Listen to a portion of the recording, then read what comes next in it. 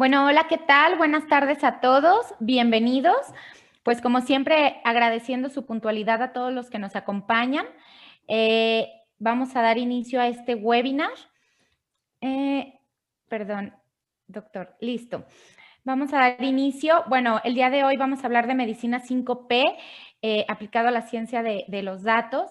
Bueno, como ustedes saben, todos estos webinars son patrocinados por Ecomité. Algunos de ustedes ya nos conocen. Ecomité, bueno, pues es un sistema en línea que permite pues a todos los comités de ética en investigación tener un funcionamiento más eficiente y más dinámico para la revisión de todos sus proyectos. ¿Sí? Actualmente ya tenemos más de 15 clientes en diferentes países. Y bueno, la verdad es que el día de hoy estamos muy contentos porque estamos estrenando un nuevo módulo de seguimiento en el que ustedes van a poder pues descargar diferentes tipos de reportes.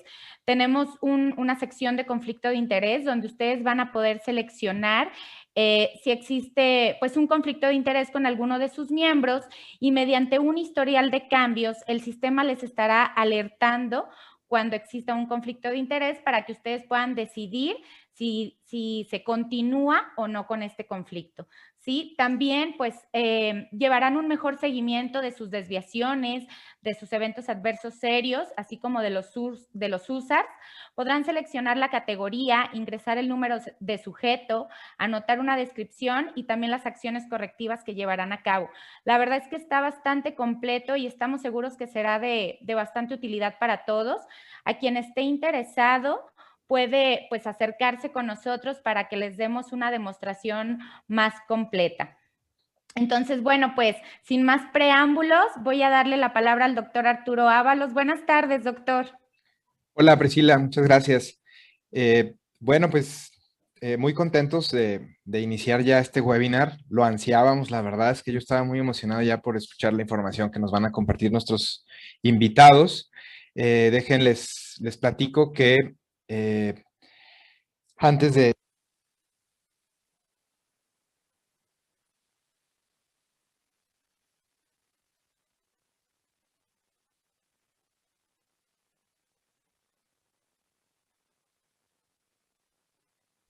Perdón, doctor, se fue el audio, no se escucha.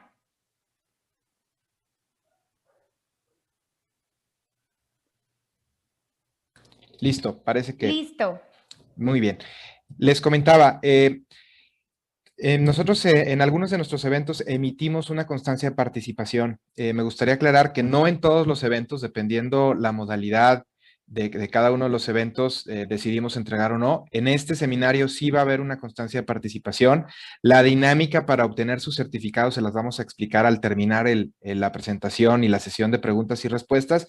Digo, no se preocupen, no les vamos a hacer examen y tampoco les vamos a no es un rally en el que deberán llenar ciertos requisitos para obtener su constancia, es algo muy sencillo. Les vamos a explicar en dónde hay que dejar su nombre para poder obtener su constancia. Y a las personas que que estén viendo esta retransmisión a través de nuestro canal de YouTube, también al final del evento, por favor, estén atentos para que sepan cómo es que van a poder obtener su constancia, aunque estén viendo la retransmisión de este webinar. Y bueno, pues ahora sí, sin más preámbulos, les comento que nosotros en iComité y en la empresa que es ADA, hemos establecido ya alianza de colaboración con B-Trials, esta empresa chilena, para llevar a cabo un par de proyectos. Actualmente estamos trabajando con ellos en un par de proyectos, estamos muy contentos por el profesionalismo y la forma en que hemos trabajado ya desde hace casi 2 años. B-Trials a través de Menix y a través de su representante legal, a quien le voy a dar la palabra, actualmente a su director Ricardo Cuevas, pues es una empresa con la que hemos tenido muchísima colaboración, pero qué mejor que escuchar qué es B-Trials, qué es Menix a través de su director, que es Ricardo Cuevas. Ricardo, por favor, si gustas presentarte y brevemente compartirles a nuestros asistentes qué hace B-Trials. Bueno, Arturo y Priscila, muchas gracias por la presentación. Bueno, Vitrials es una empresa que se dedica a realizar soluciones tecnológicas para la salud. Y en realidad la tecnología siempre ha sido una aliada estratégica de la salud, aún más en estos tiempos que ha sido uno de los campos que más se ha visto beneficiado con el análisis de grandes volúmenes de datos. De hecho, actualmente hay desarrollos múltiples de aplicaciones y una de ellas es nuestra plataforma Menix. Ahora hay que tener presente que estas herramientas siempre vienen a apoyar la toma de decisión de los equipos de salud, y donde es fundamental que el trabajo en conjunto con los expertos para poder llegar a un producto final que responda las interrogantes científicas, sin dejar de lado nunca que el objetivo final es el beneficio del paciente.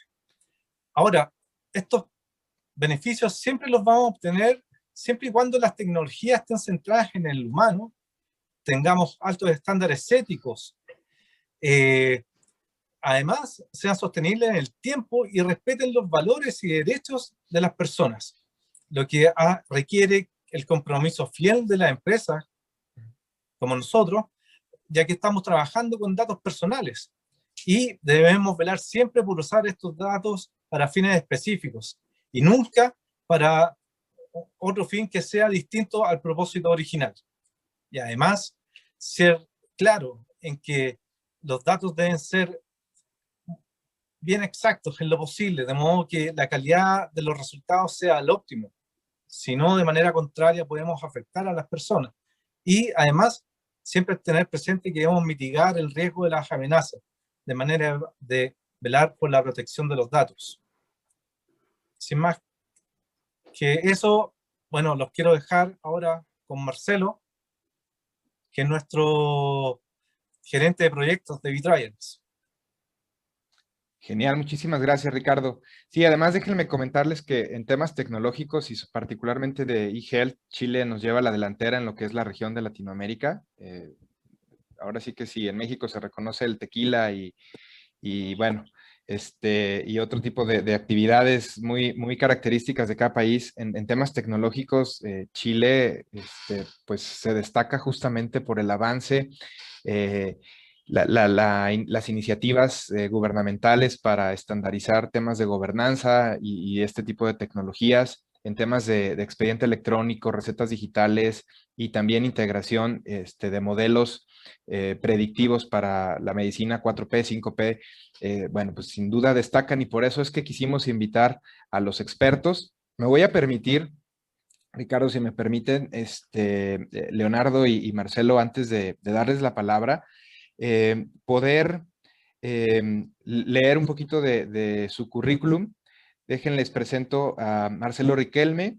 Él es profesional con 17 años de experiencia en gestión de proyectos de ingeniería mecánica, eléctrica y automatización industrial, consultor de gestión empresarial, evaluando estructuras de costo de proyectos, estrategias comerciales, control de gestión de calidad y presupuesto, rediseño de sistemas de información y estudios de análisis estadísticos. Por su parte, Leonardo Causa tiene más de 15 años de experiencia en investigación y docencia en proyectos de Machine Learning y análisis de datos, experiencia en proyectos de innovación, de innovación aplicando ciencia de datos en ámbitos de ciencias de la salud, minería, transporte, fraude, entre otros. Así que, bueno, pues les agradezco muchísimo. Déjenme comentarles que no es fácil invitar a los ingenieros a que hablen en público y Leonardo y Marcelo siempre estuvieron dispuestos a participar y a compartir sus conocimientos, que es muchísimo lo que tienen que compartir. Y también antes de presentarlos, ya para terminar y poder darles la palabra, me gustaría compartirles realmente cuál es la intención de este webinar. Ciertamente buscamos traer a este par de expertos para que puedan compartir sus conocimientos con ustedes, pero realmente nos encantaría que al terminar el webinar pudiéramos establecer un proceso de vinculación entre ustedes como asistentes y este equipo de expertos y esta empresa V-Trials para el desarrollo de proyectos aplicando ciencia de datos. Ojalá que de aquí pueda surgir alguna alianza de colaboración entre V-Trials y alguno de los asistentes, nos daría muchísimo gusto. Y bueno, pues ahora sí, sin más preámbulos, Marcelo, Leonardo, los micrófonos son todos suyos. Dejo yo de compartir pantalla para que ustedes puedan también compartirnos su presentación. Perfecto. Bueno, muchas gracias Arturo por la presentación y también por la oportunidad de participar de este webinar. Y bueno, buenas tardes a todos, obviamente a los asistentes. Les voy a compartir ahora precisamente la pantalla. Dame un segundo para compartir. Sí, te esperamos.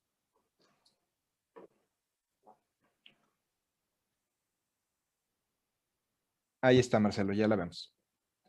Perfecto. Bueno, en la preparación de este webinar, obviamente empezar a hablar de ciencia de datos, sabiendo a quién nos estamos dirigiendo y todo. Obviamente que es bastante amplio. Lo que vamos a hacer ahora es hacer una introducción que nos permita dar un marco de conversación, una suerte de marco teórico, en el cual poder continuar con los ejemplos, ir ahondando cada vez más en el detalle y poder terminar con una serie de comentarios, desafíos y, bueno, obviamente las rondas de preguntas y respuestas. En ese sentido, bueno, la agenda va a partir con esta introducción que les comento. Vamos a definir y explicar un poquito más en detalle qué se trata esta medicina 5P, para después irnos directamente al modelo y a un caso real en el cual hemos trabajado. Y terminar con los desafíos, obviamente, que requiere este tipo de proyectos, tanto para nosotros, para la industria y para todos quienes van a ser usuarios también de esta plataforma. Como introducción, bueno, la ciencia y la medicina han estado ligadas desde el comienzo de los tiempos, ya a través de la física, la química, distintas especialidades, ramas de la ciencia han sido un aporte significativo en el desarrollo de la medicina. Hoy en día hay una clara convergencia de ingeniería y medicina.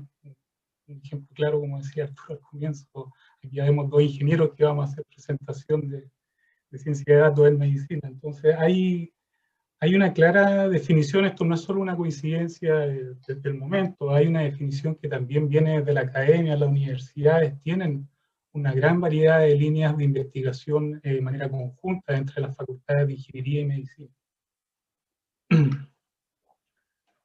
Por otro lado, bueno, el mercado se ha dado cuenta del gran interés que hay de las personas por el cuidado de la salud, tanto personal, obviamente toda la demanda que hay por los tratamientos médicos, enfermedades, cuidados.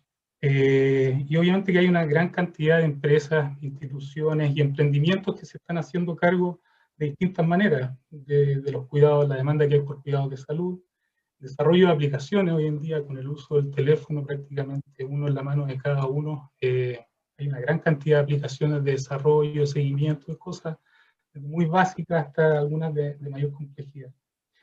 Y obviamente la irrupción de los dispositivos móviles hoy en día. También hay que mencionar hasta esta altura, digamos, todos los dispositivos o equipamiento médico que se ha dado de desarrollo en medicina, todo lo que se ocupa de pabellones, laboratorios, de todo tipo, digamos, de mecánica, ya desarrollo de equipos que ha sido parte del desarrollo. Hoy día lo tenemos más cerca a través de los dispositivos móviles.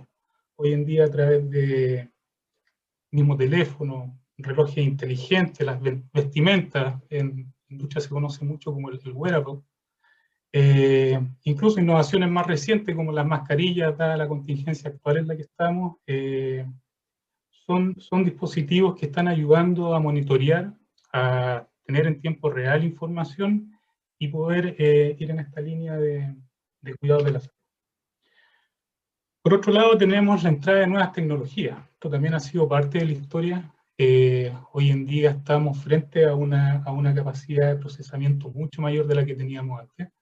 Se sigue acelerando, se siguen distribuyendo también. Hoy en día el uso de la nube nos permite una computación descentralizada y de la misma manera su procesamiento. Y de la misma manera, las telecomunicaciones, las carreteras de información, estamos frente a la nueva implementación de 5G que claramente nos va a cambiar la forma en que nos relacionamos con los objetos, con la industria, con los servicios y también con la salud. La medicina no está exenta de este tipo de innovaciones que se están dando debido a estos avances de tecnología. Por otro lado, bueno, Los modelos matemáticos y algoritmos, ya entrando un poco de lleno en lo que se refiere la inteligencia artificial, viene a ser un conjunto de estas herramientas que ya, la verdad, si hoy en día lo escuchamos bastante, van con 6 décadas de investigación y desarrollo. Incluso si dependiendo de qué consideráramos como las primeras alternativas o qué desarrollo están primero en la industria, podríamos irnos incluso más atrás, llegando 80 años para atrás, dependiendo un poco de la bibliografía. Yo encuentro que al menos el término inteligencia artificial ya a finales de la década de 50 fue oficialmente nombrada, y hasta el día de hoy ha sido obviamente todo un estudio que se ha estado realizando, y las capacidades computacionales que hoy en día tenemos nos permiten ya ponerlas en práctica. Dentro de lo mismo, bueno, aprovecho de mencionar este término del Big Data que probablemente hemos escuchado harto. Hay un tema acá de que viene definido por 3 B. Hoy día la literatura también, vamos cerca de las 10 B en realidad, pero quiero destacar estas 3 principales que tienen que ver con el volumen. Aquí hay una gráfica simple, probablemente muchos ya la han visto, la cantidad de información que en 60 segundos se genera a través de las redes sociales y distintos usos de aplicaciones es gigantesco. La variedad de los datos, ¿ya? Hoy en día tenemos distintos tipos y fuentes de datos, y la velocidad. Ahí algo se me cubrió la imagen, es velocidad, y a esto me refiero con estas carreteras de información y tecnologías de telecomunicación. Y quiero hacer una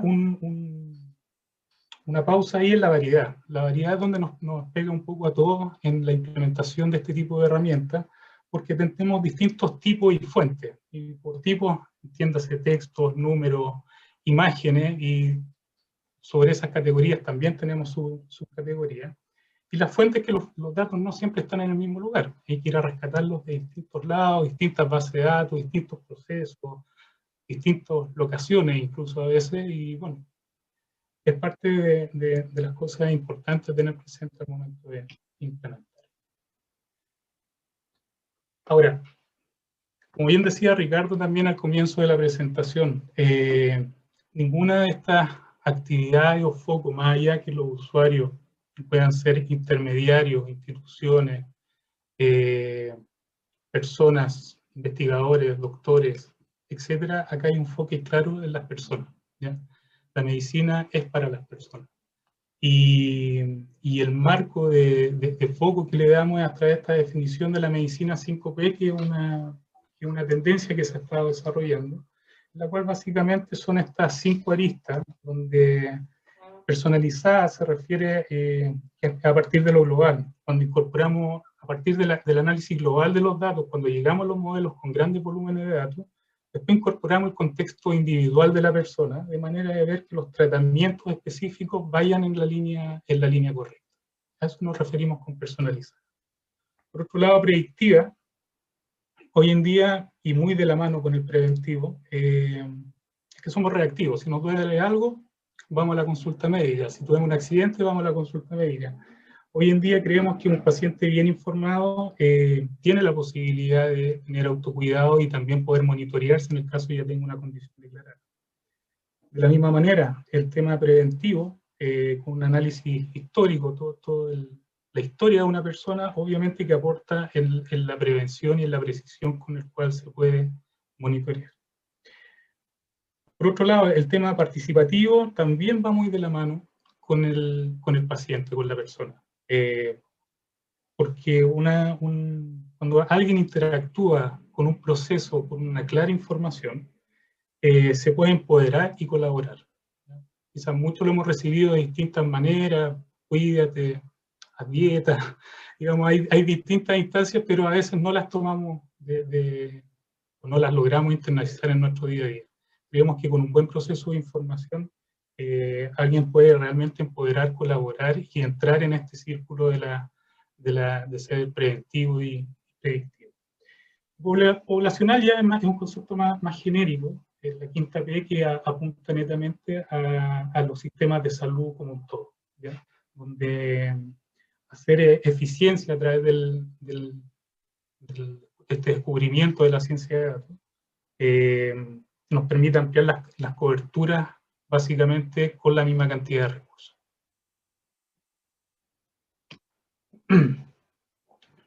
Bueno, acá yo los dejo hasta este punto.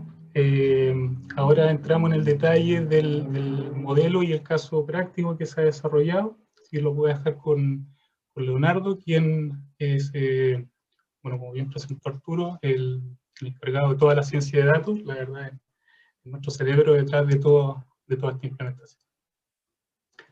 Leonardo, te comparto la misma pantalla, te dejo la misma. Sí, Ya. como quieras. Primero que nada, gracias por la invitación. Bueno, como un gusto estar acá, como comentaba Marcelo, yo les voy a presentar el caso práctico que nosotros desarrollamos como plataforma Menix. Y un poco para dar contexto, esta primera lámina del caso chileno asociado a lo que es el cáncer de mama. El cáncer de mama en Chile es la primera causa de muerte entre las mujeres. Cada día mueren 3 a 4 mujeres de cáncer de mama en Chile y se diagnostica algún caso nuevo cada 3 horas. Entonces, y esto no solo en Chile. Siguiente. Si lo vemos tanto a nivel latinoamericano como a nivel global, vemos un comportamiento similar. La incidencia de cáncer de mama a nivel de lo que es Latinoamérica es de un 25%, con una mortalidad de casi el 15%. Cada año se producen aproximadamente 500.000 casos nuevos y cerca de 100.000 muertes. Y en términos globales, como aparece ahí, son casi 2 millones de diagnósticos que se hacen al año. Entonces, estamos hablando de un problema importante, pero que sin embargo, como se puede ver en la última parte, entre el 90 y el 100% de estos cánceres de mama tienen cura si son tratados de manera prematura. O sea, si somos capaces de detectar estos cánceres en etapa 1 y 2, tenemos un muy buen pronóstico.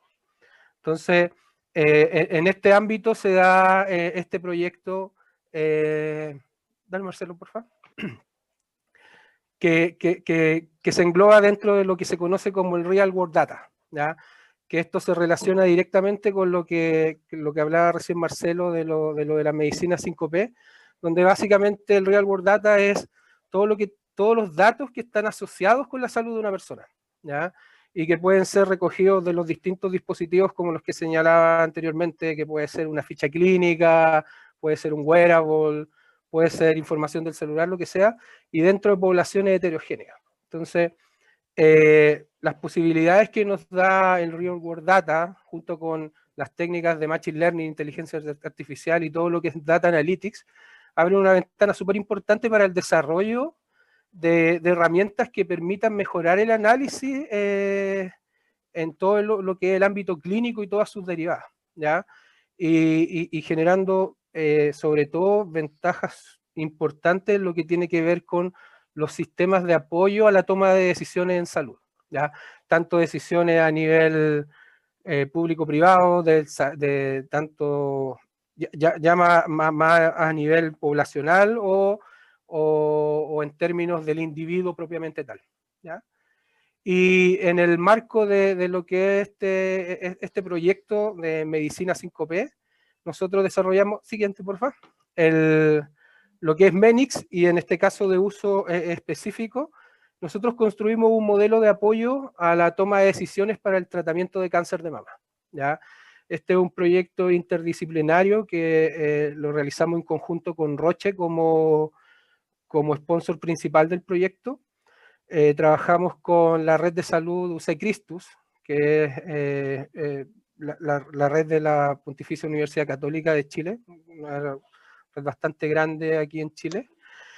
También trabajamos con el CENS, que es el Centro Nacional en Sistemas de Información para la Salud, que es un conglomerado de universidades que se dedican a todo este tema de medicina 5P principalmente, y nosotros como Vitrials y DataOn en todo lo que tenía que ver con el desarrollo de los modelos.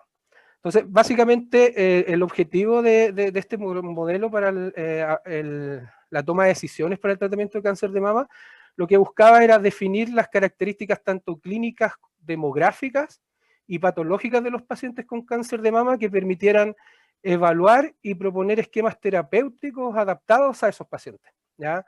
Entonces, lo que nosotros buscábamos era, dadas las características de un paciente, y cuando hablamos de características estamos hablando de las características propias de la persona, su edad, tiempo de diagnóstico, antecedentes familiares, comorbilidades, y también antecedentes patológicos propios de la enfermedad, del cáncer en este caso, por decir, el neuroganglios, lado de Wood, etapa, etcétera.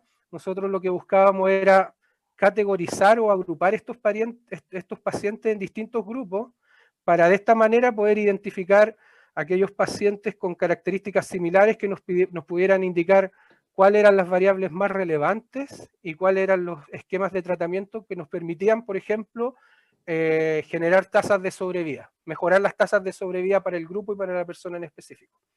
Entonces, en ese sentido, nosotros dividimos este modelo en 3 etapas, que finalmente lo transformamos en una plataforma. En la primera, como decía, determinamos las variables tanto clínicas, demográficas y patológicas de los pacientes, y esto lo realizamos utilizando modelos de clusterización, modelos de Machine Learning.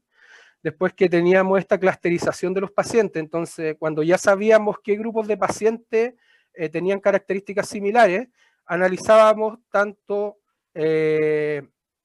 los tratamientos como sus tasas de sobrevida para poder modelarlos y tener un predictor de cómo se iban a comportar. Y finalmente, usando algunas metodologías tanto de BI como Data Analytics, tratar de definir cuáles eran los esquemas terapéuticos que el médico debía recomendar para ver si, por ejemplo, un paciente mejoraba su tasa de sobrevida dentro de ese grupo. Entonces, ese es como la definición general de lo que era este proyecto. Siguiente, Marcelo. Gracias. Como base de datos, nosotros, como les contaba, trabajamos en este proyecto con la red de salud Cristo. Ellos tienen un registro de cáncer que es uno de los registros de los mejores registros de cáncer que hay acá en Chile. En este caso nosotros utilizamos datos anonimizados. Ya pasaron obviamente todo el proyecto, el tema de los datos pasó por los comités de ética correspondientes, y finalmente estuvimos trabajando con 4.838 pacientes, que era un seguimiento, esta cohorte era un seguimiento que se estaba dando desde el año 2010 hasta el año 2020, o sea, teníamos aproximadamente 10 años de historia. Después, en la siguiente etapa, este periodo de tiempo se aumentó a cerca de 40 años, o sea, teníamos una muestra de pacientes que iban entre el 1980 al 2020, o sea, teníamos una muestra bien significativa y bien representativa de la realidad del cáncer de mama, por lo menos aquí en Chile, Santiago principalmente. Y como les contaba, esta base de datos tenía distintas variables. Estaban los datos propios del paciente, edad, IMC, fecha de diagnóstico, como una previsión, una serie de variables. También estaba todo lo que tiene que ver con los antecedentes familiares, antecedentes de cáncer de mama o de otras enfermedades importantes, las comorbilidades del paciente, las características del cáncer y también toda la información de los tratamientos que se le habían hecho en este periodo de seguimiento de cada uno de estos pacientes, ¿ya? Esta fue la base de datos con la que nosotros trabajamos y obtuvimos los modelos. Entonces, un poco lo que les contaba, lo que nosotros utilizamos fue un modelo de análisis de clustering. Dentro de las técnicas de Machine Learning, bueno, son 3 tipos principales las que hay. Están los algoritmos de refuerzo, están los algoritmos de aprendizaje supervisado, en los cuales yo conozco la salida y le puedo enseñar a mi modelo. Y están los algoritmos de aprendizaje no supervisado, en los cuales yo no conozco la salida y lo que trato de buscar o lo que hago con mi modelo es un análisis exploratorio de los datos para, en ese análisis, poder encontrar patrones, características o similitudes entre los datos que me ayuden a tomar decisiones con respecto a la información que me están entregando. Y es un poco lo que se trata de mostrar en esta imagen, en la esquina superior derecha. Y dentro de estos algoritmos de aprendizaje no supervisado hay distintas aplicaciones. están algoritmos para temas de reducción de dimensionalidad, pero los más importantes son los que se conocen como los algoritmos de clustering, que son los algoritmos de agrupamiento, y que un poco lo que les decía, buscan estas agrupaciones en los datos, buscan características similares para que nosotros podamos decir, en el caso de los pacientes, para que nosotros fuéramos capaces de decir, mira, este grupo de pacientes, este segmento de la cohorte que estamos analizando, tiene características similares, se comportan de manera similar, tanto en sus características físicas como de la patología, y por lo tanto tenemos que ver si hay variables que correlacionan y cuáles son las más importantes en este grupo. Entonces eso es lo que nosotros buscábamos con este análisis de clúster, y es lo que nosotros, lo que se muestra un poquito en la imagen, que es a partir de la información del paciente, de la información en este caso de clínica que fue recopilada durante este proceso, este periodo de 10 años, poder catalogarlo en distintos grupos. No sé,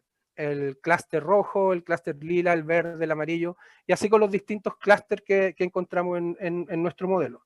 Dentro de estos algoritmos de clusterización, el más típico, el más usado es el algoritmo K-means. Hay otros como DBSCAN y otros métodos que se utilizan, pero tenían un problema para este caso en el que nos estábamos enfrentando, que normalmente este tipo de modelos trabajan con variables numéricas. Y nosotros, si bien teníamos información numérica, como por ejemplo el IMC, la fecha, la edad al diagnóstico y otras variables, la mayoría eran variables de tipo categórico. O sea, variables como sexo, que teníamos en nuestra cohorte de datos, teníamos hombres también dentro del grupo.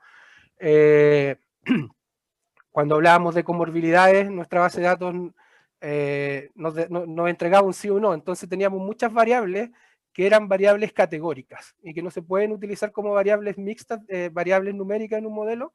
Así que para poder llevar adelante esta dificultad que aparecía, que es la existencia de variables mixtas y no variables puramente numéricas, nosotros utilizamos una variación del algoritmo K-means, que es el algoritmo K-MEDUAS, ¿ya?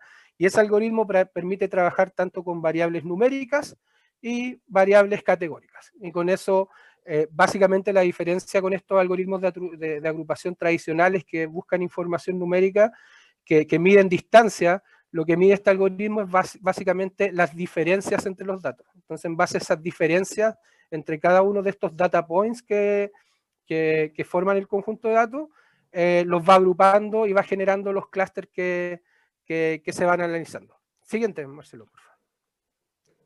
Entonces, en ese sentido, nosotros con la información que disponíamos, que era la información del paciente, la información clínica y la información de la patología, después de varios análisis llegamos, en este caso, para esta muestra, a definir que existían 5 grupos que se podían diferenciar, que básicamente, bueno, acá con esto se puede estimar el número de agrupaciones óptimas, que es cuando la curva empieza a tener como una especie de régimen permanente, que es aproximadamente en el valor 5, y acá se ven las clusterizaciones en las 3 dimensiones. Entonces, cada uno de estos elipsoides que se muestran acá representan los clústeres que el modelo encontró, ¿ya? Entonces acá podemos ver que está el clúster gris, hay un clúster lila, uno celeste, uno amarillo y uno más como verde agua celeste, ¿ya? De igual manera, hay puntos que están como en el limbo, en ninguna de estas zonas, porque ustedes entenderán que hacer un registro de 20 o de 40 años de datos es difícil encontrar toda la información, y por lo tanto había muchos casos en que había que hacer imputación de los datos, y por lo tanto información faltante nosotros la tuvimos que de cierta manera estimar a partir del análisis de la data que nosotros hicimos para poder encontrar las características, ¿ya? Entonces, una vez que con la información de los pacientes fuimos capaces de encontrar estos clústeres, la etapa siguiente era, veamos si estos clústeres nos permiten encontrar alguna diferencia importante, y sobre todo lo que nosotros queremos analizar, que es la tasa de sobrevida, ¿ya? La tasa de sobrevida, como dice ahí, es el porcentaje de pacientes que viven un determinado tiempo después de que se les diagnostica una enfermedad, ¿ya? Entonces, lo que nosotros estamos mostrando en esta gráfica, que se llaman las curvas de Kaplan-Meier, nos muestran esta probabilidad de que una persona, dada una fecha de diagnóstico, cuál va a ser su tasa de sobrevida, la probabilidad de estar vivo en esa ventana de tiempo. Y lo que nosotros hicimos fue tomar los clústeres que habíamos encontrado anteriormente y graficar las tasas de sobrevida y ver si había alguna diferencia. Y encontramos esta gráfica que se muestra acá, que corresponde a la tasa de sobrevida global, que es básicamente la probabilidad de estar vivo, ¿ya?, desde el momento del diagnóstico, porque hay otras tasas de sobrevida, como la que se muestran acá, que son las tasas de sobrevida de libre recurrencia, por ejemplo, que son aquellas en que la persona no ha tenido una metástasis o no ha recaído en el cáncer y ese tipo de cosas. Entonces nosotros nos enfocamos en este caso en lo que es la tasa de sobrevida global. Y encontramos que sí había una diferenciación entre los grupos. Teníamos un clúster, que en este caso el clúster 5, que claramente tenía una tasa de sobrevida mucho más baja que los otros clústeres, ¿ya? Y que habían, por ejemplo, los clúster 1, que es el rojo y el verde, el 3, que es el verde, que tenían mejores tasas de sobrevida, y encontramos dos clústeres que tenían como valores intermedios, que son ese medio amarillo y el celeste, que eran como valores intermedios. Entonces, a partir del análisis de clusterización pudimos darnos cuenta que sí habían diferencias, y sobre todo en esta variable que es súper relevante a la hora del tratamiento o del trabajo que hace el médico cuando define alguna acción terapéutica para un paciente. Entonces, una vez que nosotros clusterizamos los grupos, encontramos sus tasas de sobrevida y por lo tanto teníamos las probabilidades asociadas, pasamos a la siguiente etapa, donde hicimos el análisis de las variables. Tomamos cada uno de estos grupos, tomamos tanto las variables del paciente, las variables de la patología y los tratamientos, y vimos cuáles eran las variables más relevantes en cada uno de los clústeres. De manera tal de, con esas variables, darle información al médico sobre, entre comillas, sobre qué perilla o sobre qué cosa hacer modificaciones en el tratamiento que pudieran permitir mejorar las tasas de sobrevida. Entonces, un poco lo que nosotros buscamos es, si por ejemplo un paciente nuevo, el modelo lo clasifica asociado, por ejemplo, al clúster 4, que es un clúster malo en general, que tiene una tasa de sobrevida media. Entonces, lo que nosotros tratamos de hacer con el modelo es, estas son las variables más relevantes, por ejemplo, el IMC. Si el IMC es una variable relevante, lo que el médico debiera hacer es, por ejemplo, tratar, o sea, sugerir una dieta para la persona de manera tal de que en una siguiente evaluación del modelo, ver si esta persona pasó a algún clúster distinto donde las tasas de sobrevida sean mejor, ¿ya? Entonces, eso es lo que nosotros tratamos de hacer con este análisis de variables relevantes, donde, como se muestra en la gráfica, están las 5 principales y también aquellas variables que tenían menos importancia, y las 5 eran las que nosotros le mostrábamos a los médicos y en base a las cuales ellos podían tomar decisiones y las podían comparar entre los distintos grupos. Siguiente. Y una vez que los médicos tenían la información de las variables, nosotros trabajamos sobre lo que definimos como las trayectorias. Básicamente las trayectorias tienen que ver con la información temporal de los tratamientos a los que fueron sometidos los integrantes de cada uno de los clústeres, ¿ya?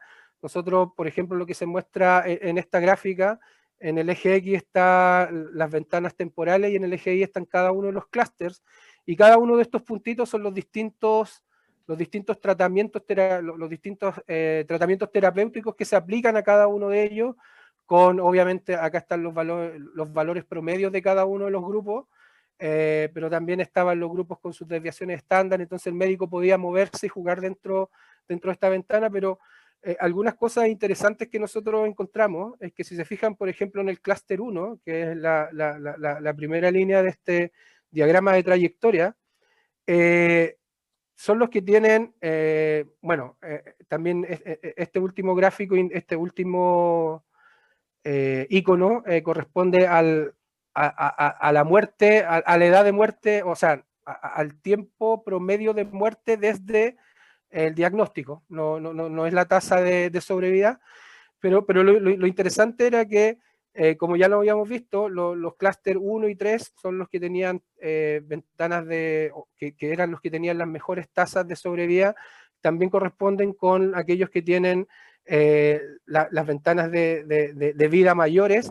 Y lo otro era interesante, era que, por ejemplo, el clúster 1, que es el que tiene los mejores resultados, los tratamientos estaban acotados en el tiempo. O sea, como mostrábamos en la lámina inicial del caso, de este caso en particular, claramente lo que se hace aquí es efectivamente un diagnóstico precoz de la patología, y por lo tanto se aplican medidas que impactan y que tienen resultados. A diferencia, por ejemplo, del clúster 5, que son los que tienen las tasas de sobrevida más bajas, donde tienen periodos de vida mucho más bajos y con los tratamientos totalmente dispersos en esta ventana de tiempo. Entonces, siguiente. Toda esta información nosotros la tradujimos, este modelo lo tradujimos en una plataforma, en la cual, que es la plataforma Menix, en la que estaban ingresados estos modelos, estaba toda la información estadística de los modelos, tanto las variables relevantes, las trayectorias y cada uno de los clústeres. Entonces, un poco el objetivo de la plataforma es que cada vez que se ingresa un nuevo paciente, se ingresa su información, todos los antecedentes, que básicamente vienen del mismo registro de cáncer o de la ficha clínica del paciente, y sobre estos datos nuevos se aplican los modelos para determinar a qué clúster pertenece ese paciente. Entonces el modelo nos entrega esa respuesta y asocia al paciente a uno de los 5 clústeres, y con esa información se generan las variables más relevantes del modelo y cuáles son las más relevantes en el caso del paciente, para sugerir, por ejemplo, las trayectorias que debiera tener el modelo en cuanto a los mejores tratamientos para ese clúster y para ese paciente en específico. Porque si bien lo que mostrábamos en la lámina anterior eran las trayectorias, entre comillas, las mejores trayectorias, porque no voy a decir las trayectorias óptimas, sino que las mejores trayectorias, las que aseguraban una mejor tasa de sobrevida para cada uno de los clústeres, lo que hace el modelo es trata de ajustarse a esa trayectoria óptima, pero si por algún motivo las trayectorias que viene siguiendo este paciente nuevo no son las mismas, el modelo se adapta y elige alguna trayectoria que maximice, de cierta manera, su tasa de sobrevida, ¿ya? Entonces, y esto le permite, como dice en el punto 6, al especialista simular tanto la trayectoria real del paciente, comparándolas con las trayectorias de los grupos, con las trayectorias del mejor paciente o la que mejor se adapta a su realidad o al caso que está tratando de analizar, y de esta manera también puede tomar decisiones, como les contaba. O sea, estas son las variables más relevantes que tengo que hacer. Si estas son las 5 las variables que más pesan en mi modelo, y en este grupo en específico donde está este paciente, ¿cómo muevo estas variables yo para hacer pasar a este paciente de un clúster malo a un clúster que tiene una mejor tasa de sobrevida? Y si no lo puedo mover de clúster, ¿cómo lo muevo dentro de la curva de sobrevida de mi modelo para poder mejorar sus expectativas? Siguiente. Bueno, y eso se traduce en esta plataforma que tiene varias partes. Esta es la parte de analítica, donde está la información, donde está cada uno de los grupos con sus tasas de sobrevida, con cuáles son las variables más relevantes de cada uno de los modelos, y también tiene toda una parte de analítica descriptiva donde los médicos pueden ir a las variables, pueden analizarlas como cohorte total, las pueden analizar utilizando filtros que ellos definen, o pueden analizar distintos grupos. Ellos podrían comparar el clúster 1 con el clúster 2. O por ejemplo el clúster 1 y clúster 3, que tenían los mejores rendimientos, compararlo y ver cuál era la diferencia, por ejemplo, en las variables más relevantes. ¿Cuál es la diferencia, por ejemplo, en el IMC o entre la fecha de diagnóstico y algún tipo de tratamiento? Todo eso lo pueden hacer a través de la plataforma. Siguiente. Bueno, acá está un resumen de la plataforma como en general, toda la parte de la analítica, las variables más relevantes, con cuánto aportan al modelo o cuánto aportan a cada uno de los clústeres y cuánto aportan al modelo, porque yo podría tener clústeres o grupos de pacientes que tienen las mismas variables relevantes, pero su nivel de importancia dentro del grupo es distinta, ¿ya? Entonces, por ejemplo, la fecha, la edad del diagnóstico puede ser una variable relevante en varios de los clústeres, pero tiene una ponderación distinta dependiendo de cada uno de ellos. Entonces eso es lo que nosotros tratamos de mostrar en la plataforma. Acá se ven las trayectorias para cada uno de los grupos con las fechas y donde uno puede simular el comportamiento del paciente y bueno, y toda la parte de analítica descriptiva. Dale, Marcelo. Ya, yo voy a... Gracias, Leonardo. Bueno, lo que hice una breve introducción, obviamente Leonardo la escribió con bastante detalle en un caso real que nos tocó implementar. ¿Qué encontramos a lo largo de las distintas experiencias? Los principales desafíos que tenemos todos los participantes, quienes creamos, diseñamos, quienes llevan adelante los tratamientos, quienes son parte, digamos, de este proceso, los mismos pacientes.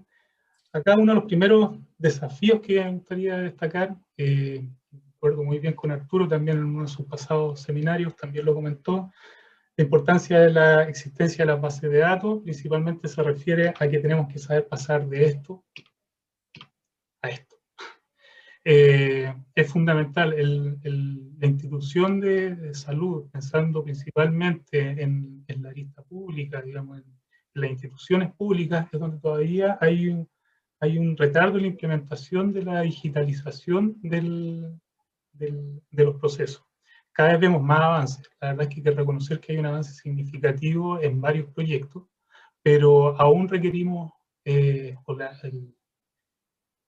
industria, el área de la salud tiene que tener mayor desarrollo en esta línea. Todavía hay mucho de uso manual, de fichas médicas, información que está dispersa, pero que también es parte de esta, por eso yo hice destacar el tema de la variedad de los datos, porque a veces la variedad de los datos viene en físico y hay herramientas de digitalización, de lectura, de escritura, etcétera. Digamos, hay distintas herramientas que pueden ayudar a resolver esto. De la misma mano, la manera que ocurre una transformación digital, hay que establecer una cultura de operación que esté orientada en los datos, ¿ya? Si hacemos todo esto, todas estas descripciones, todos estos análisis, y después nuestras decisiones no se van a basar en ello, la verdad es que en muchos sentidos no le vamos a tener a nuestras decisiones y quizás no vamos a estar viendo los resultados que deseamos. Entonces, la transformación digital pasa por también entender de que tenemos que empezar a orientar nuestro quehacer y nuestra toma de decisiones con los datos que estamos analizando. Por otro lado, más que esto ser un desafío, es un tema actual. Tenemos que estar, y parte de los procesos y todos los proyectos que abordamos están con el tema de la protección de datos. Lo mencionó Leonardo, esto partió totalmente de forma anónima. Digamos, no tenemos manera de conocer el detalle, la persona, su personalidad, me refiero a sus datos personales, más que la misma institución sobre la cual se está tratando, ¿ya? La protección de datos y la ciberseguridad, obviamente, que están latentes en cada una de nuestras implementaciones, y a su vez es algo que tienen que avanzar las naciones también a través de sus leyes, protecciones, y poder mantener esto de la forma más adecuada posible. Por otro lado, ¿qué pretendemos con esto? Es democratizar esto. ¿En qué sentido? Es que, como mostró Leonardo, una vez que están estas cosas, estos modelos implementados, las plataformas, todos los análisis hechos, cualquiera puede ser un usuario de inteligencia artificial, ¿ya? Cualquiera puede ocupar la ciencia de datos en beneficio de la salud de las personas, ¿ya? Por otro lado, bueno, obviamente que la especialidad de todo lo que se ha mencionado son respecto al análisis de datos y la inteligencia artificial. Perseguimos obviamente estas 4 componentes que tienen que ver con el análisis de variables, es decir, encontrar estas relaciones de datos que antes no veíamos, poder apoyar la toma de decisiones con bioestadística específica y con la información real de los datos. Ahí es donde entran las otras B que dejé de mencionar al comienzo, entre la veracidad, el valor, etc.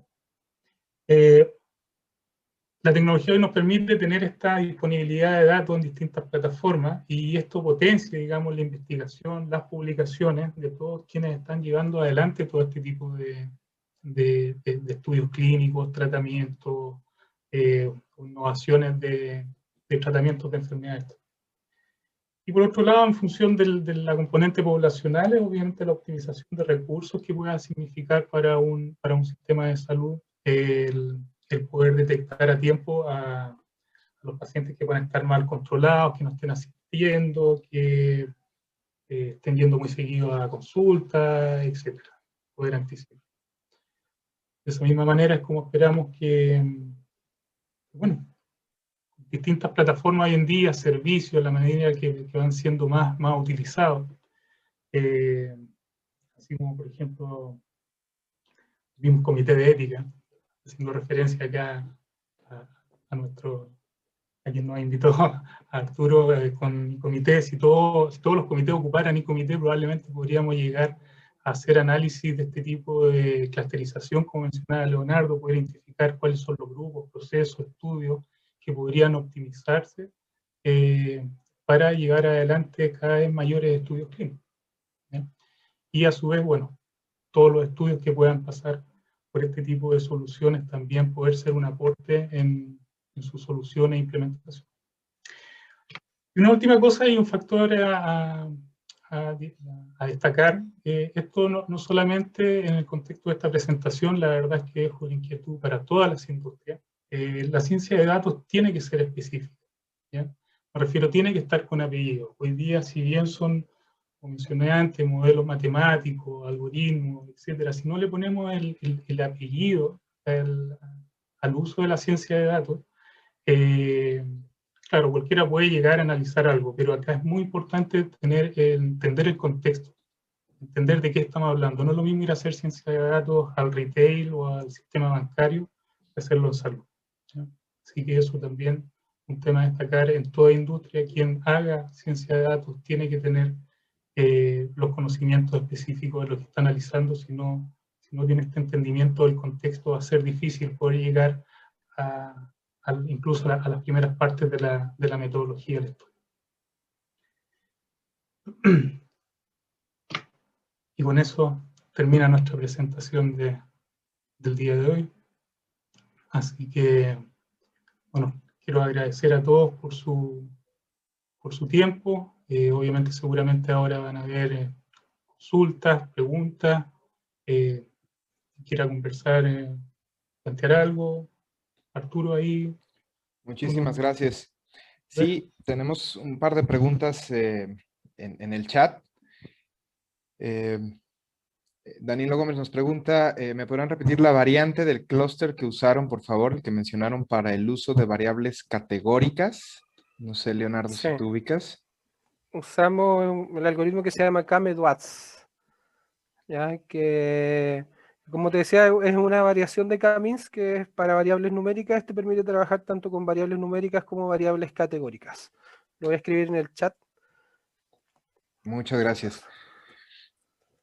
También nos pregunta Claudio Benavides, ¿cómo el clúster 5 fallece y después se le hace radioterapia? Sí, se ve la consulta. Lo que muestran esas trayectorias son las trayectorias del comportamiento promedio de cada uno de los clústeres. Entonces, lo importante ahí no es que nosotros añadimos la variable del tiempo entre el diagnóstico y la muerte como para mostrar que sí tenía correlación con lo que mostraban las tasas de sobrevida, que eran las más bajas, pero lo relevante de esas trayectorias es ver la dispersión o la diferencia de tiempo que hay entre un tratamiento y otro. Eso era lo que nosotros tratábamos de...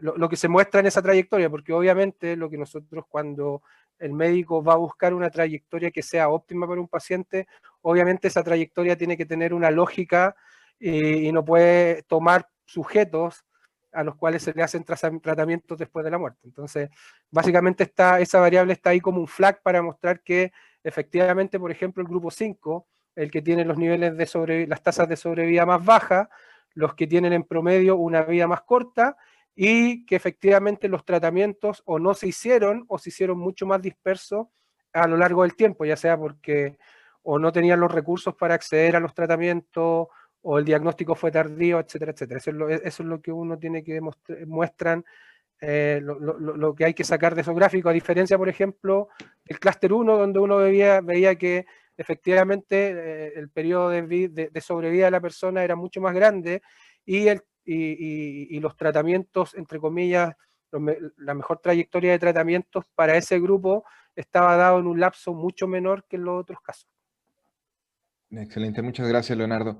También Jimmy Laorga pregunta, ¿cómo se determina que estos clústeres se encuentran bien definidos? Bueno, cuando uno hace este tipo de análisis no supervisado, como el nombre lo dice, uno no sabe con lo que se va a encontrar, pero hay ciertas técnicas que uno puede aplicar para mejorar el análisis, porque nosotros aplicamos varias de ellas. Una es la que se llama Convex Hull, que lo que tratamos de asegurarnos es que cuando nosotros definimos el centro de un clúster, ojalá haya una cantidad de puntos y que ese centro sea un centro bastante denso, cosa de que cuando nosotros caracterizamos ese grupo tenga una característica que lo diferencie de los otros clústeres que encuentra el modelo. O sea, si ustedes miran, después lo pueden ver nuevamente en la gráfica, después nosotros, una vez que definimos esos clústeres, esos centros, tomamos toda la data y las volvemos a proyectar en ese espacio, y como hay muchos casos que tienen datos imputados, información que falta, esa nube se empieza a dispersar. Pero lo que nosotros tratamos de tomar para definir los clústeres y decir de cierta manera que ese clúster está bien definido son estas técnicas que, como les decía, que lo que buscan es que los datos estén bien concentrados dentro del centro que nosotros estamos definiendo y que ojalá haya una distancia importante con lo que nosotros estamos mirando. Otra cosa importante es que lo que estábamos mostrando en la gráfica, que en este caso era una gráfica 3D, lo que nosotros estamos haciendo es una representación en 3 dimensiones de información que es n-dimensional. En este caso nosotros trabajamos con 48 variables, entonces esa representación que estábamos mostrando en la gráfica en 3 dimensiones, en realidad es una representación en 48 dimensiones que no es posible visualizar. Entonces, también ahí hay un efecto visual de la gráfica, donde a veces cosas que en estos espacios de n dimensiones parecen, están mucho más separados, en un espacio de 2 o 3 dimensiones se ven mucho más juntos, o dispersos. Gracias, Leonardo. Bueno, por temas de tiempo, trataré serán 2 preguntas más nada más. Por aquí preguntaba también Roberto Esquivel, no sé si ustedes tengan conocimiento en cuáles modelos predictivos son los más recomendados en enfermedades transmitidas por vector, dengue, zika, chikungunya. ¿Tienen conocimiento, Leonardo? Marcelo. Marcelo, ahí... Mira, en específico de lo que menciona, no. Yo la verdad, en varias presentaciones, en varios proyectos, a veces me he sentido como un economista, ¿ya? No tengo nada en contra de los economistas, me gusta mucho la disciplina, espero que ninguno se sienta con el comentario, pero la respuesta es que todo depende, ¿ya? Y la verdad, el todo depende pasa por cuál es la data disponible que va a haber para poder realizar algún tipo de estudio, ¿ya? Y la verdad es que por ahí va, en específico, sobre las enfermedades, no tengo la respuesta, pero sí va a depender de la data con la cual se cuente, la que nos va a llevar a cuál es el modelo que mejor se ajusta a la hipótesis o el objetivo de la investigación. Gracias. Y creo que esto responde también la última pregunta, el último comentario, de que, bueno, voy a parafrasear, la mayoría de estos modelos predictivos se realizan en enfermedades oncológicas, pero se ven poco en otras áreas terapéuticas. Supongo que es justamente por esto, ¿no? Por la falta de recolección de datos para poder llevar a cabo el desarrollo de algún modelo, Marcelo, Leonardo. No necesariamente. Hoy en día hay una tendencia y gran parte de los centros de investigación están enfocados en la investigación del cáncer. ¿Ya? El cáncer hoy en día está siendo la enfermedad que más está afectando a todos, digamos. Y obviamente que hay un enfoque claro de muchos centros de investigación de manera bastante agregada en los distintos tipos de cáncer, ¿ya? Y por eso es que está más enfocado, hay más ejemplos de ello, pero esto aplica a todo tipo de tratamiento de enfermedades. Ahí yo quisiera complementar lo que dice Francisco y un poco la pregunta que hace de Alma. Básicamente, la metodología que nosotros utilizamos para resolver este problema aplica a cualquier patología. O sea, si somos capaces de caracterizar al paciente y en este caso su dolor y agruparlo y ver cuáles son las características más relevantes, también podríamos hacer como otra persona preguntaba dentro del grupo. Por ejemplo, podríamos verlos con otro tipo de enfermedades o comorbilidades, ya sea, por ejemplo, hipertensión, diabetes, otro tipo de cosas.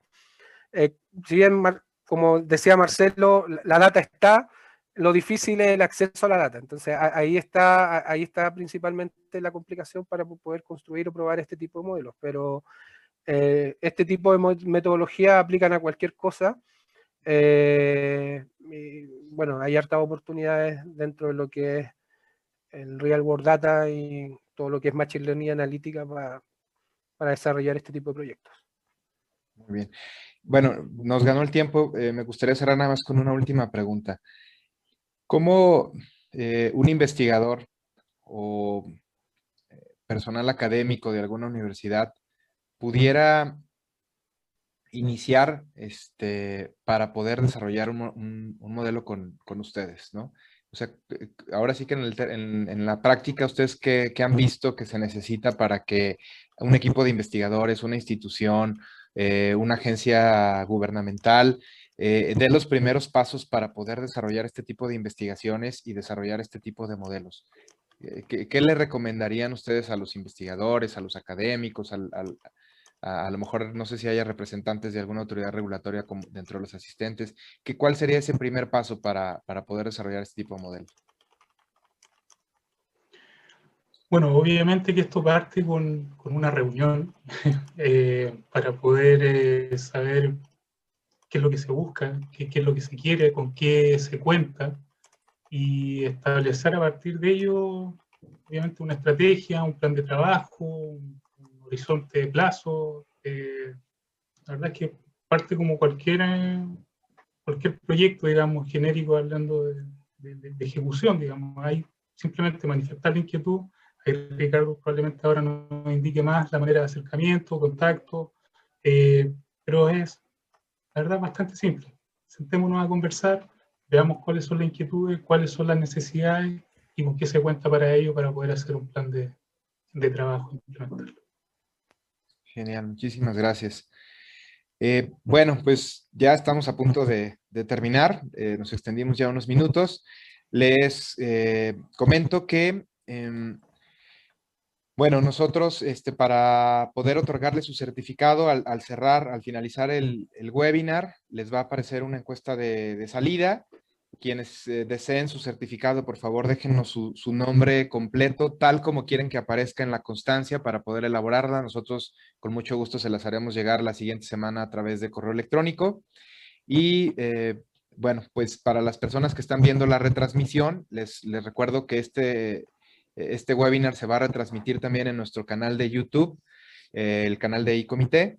Pueden dejarnos sus comentarios, díganos qué fue lo que más les gustó, con qué se quedan de todos los conceptos que manejaron nuestros expertos, y también nos dejan su nombre completo. Va a tener una vigencia, por ahí aparecerá cuál será la vigencia para poder entregarles estos certificados si es que están viendo la retransmisión. Y bueno, le doy la palabra a Priscila para que haga la clausura de este evento. Gracias, doctor. Pues únicamente pues recordarles que nuestro próximo webinar será el 27 de mayo. La verdad es que va a estar bastante polémico el tema. Trata de remuneración para miembros, ¿sí? ¿Se debe o no se debe dar algún tipo de gratificación a los miembros por participar en los proyectos? Entonces, bueno, pues la verdad es que va a estar muy, muy padre, no se lo pierdan, les haremos llegar el enlace de inscripción para quien le interese, pues nos acompañe. Y pues nada más, doctor, muchas gracias a todos por acompañarnos.